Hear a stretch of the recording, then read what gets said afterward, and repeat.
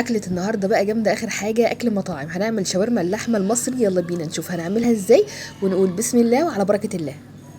اول حاجه بجيب اللحمه الشرايح دي وبقطعها كده. الصراحه اللحمه الشرايح بتبقى حلوه جدا في التتبيله بتاعه الشاورما.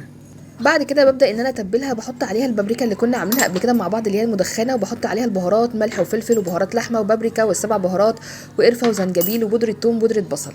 بعد كده بحط دبس رمان وشويه من الخل وشويه من الزيت، وبحط كمان ليمون.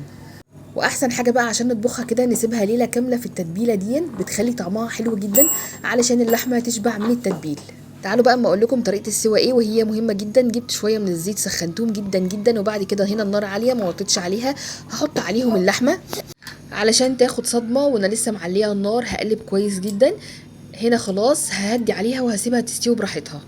هنا بقى جبت الطاسه حطيت فيها شويه من الزيت وحته زبده كده، وبعد كده حطيت بصل وفلفل اخضر متقطعين، ورشيت عليهم رشه من البهارات اللحمه، وحطيت عليهم رشه من الملح.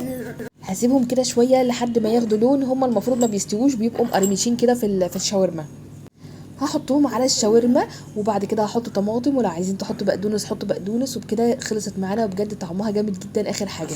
عايزه اقول لكم كمان ان هي استوت بسرعه جدا علشان اللحمه متقطعه شرايح، وتركايه كده حطيت حته من الفحم عليها وبقت جاهزه معايا، وهتاكلوا احلى شاورمه لحمه. اهم حاجه لو وصلتوا لهنا تصلوا على النبي وتتابعوني. منوعات ساره جمال، باي باي حلوين.